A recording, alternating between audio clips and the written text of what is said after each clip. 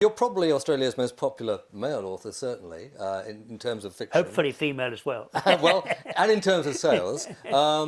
Yet you're not always accorded the respect that some people feel that you should deserve, particularly by the so-called literati. Does that upset you at all? No. You'd expect me to say no, but at first it did enormously. I thought, well, I've just written a book. It's been translated into 28 languages. It sold well, now Power of One, my first book, sold, I think, 9 or 10 million copies. It's just been translated into Chinese. There must be something there, I said to myself. When Power of One came out, it had 113, or my agent collected 113 reviews, of which 98, I think, were really quite brilliant. And the other 15 or so were so-say, and I think 9 of them were really bad. And of the 9, 7 were from Australia. And so I've just gotten used to the fact that we have this tall poppy thing, and that if you make a living as a writer, and I've made a very handsome living as a writer, then you can't possibly be any good. And so I've accepted that nonsense, and because the opposite is true. If you can't make a living out of writing, you can't be any good. But you know, people say, but you're a popular novelist, and I said, well, I'd hate to be an unpopular one, but this sort of nonsense goes on, and it really doesn't worry me anymore. It hasn't worried me for years and years and years and years that I don't get invited to the Adelaide Writers' Festival or any of those. They never invite me to any of those things. But I was taking Timmy for a walk 2 days ago, and this lady has a lovely dog, and I was patting the dog saying, your dog is lovely, and she said, you're Bryce Courtenay, aren't you? And I said, yes. And she said, I have to apologise, but I haven't read any of your books. And I said, well, you know, it's not compulsory. And she said, no, but I don't read that sort of book. And I said, well, what sort of book is that? And she said, you know, the kind that you read on aeroplanes. And I said, well, you know, I've always thought that an aeroplane was an absolutely superb place to read a book. You're quiet, the phone doesn't ring, nobody's going to interrupt you, and here you've got this marvellous book. I absolutely love reading on aeroplanes. But why is it that if you read on a train, you're literary, but if you read on a plane, it's codswallop? And she said, well, I must say I don't expect to like your work. So there's a point of view that does exist, but it's a pity because there's good writing and there's bad writing, and it doesn't, you know, whether it's literary or so-called popular fiction is totally unimportant. It's either good or bad. It either entertains you or it doesn't.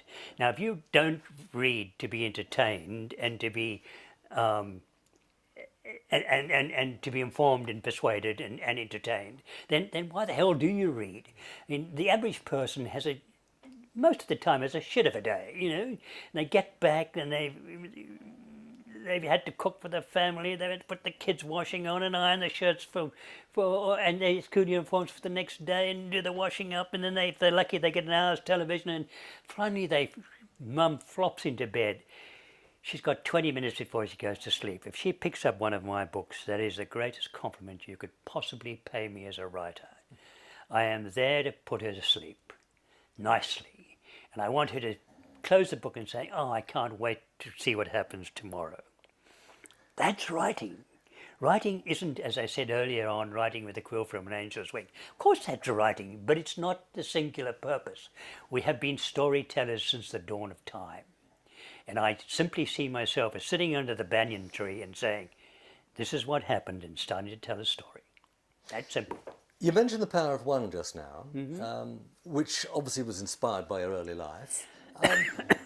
To what extent is it a totally accurate reflection of what went on, or have you fictionalised any of it, or what? What is the situation now? It's very important to understand that in a fictional character, that your character has to be slightly larger than life, not Superman size, but I'm 5'7.5". Okay, if I was in Power of One, if that's me, I'm probably just almost 6 foot. In other words, I've just made myself a little larger than life. you do things a little easier, you encompass a little more, you and that's it's called in writing. It's called that's how the character comes off the page. If we made ourselves exactly like everybody else, we'd never come off the page. We'd just sit there flat, immersed in those black and white words. So we are larger than life. So with that precursor, Power of One's probably about 65, 70%. I wasn't as good a boxer as I made out I was, and on it goes. But yes, it is true enough for people to say, ask me questions, and for me not to have to exaggerate too much. But I always say, but remember, it is a work of fiction. So is it fair to embellish the truth in those circumstances? Is it what? Is it fair to embellish the truth? I don't even understand the word embellish. It's a word I never use. Because there isn't such a thing as the truth, for a start. There is only a version of the truth. And your version will be entirely different to mine. And let me paraphrase that by saying, just for a moment, every single scientific fact that I can remember learning at school has been proved to be wrong. And the other day I read that the theory of flight is incorrect. The number of elements have changed. The atom is no longer the smallest molecule. The truth as we know it should always be looked at from a point of view. And my truth is simply looking at it from a point of view. I don't lie, because lies are opposites to truth. But embellish. Two people watching the same accident see an entirely different happening. Is that embellishing? I don't know.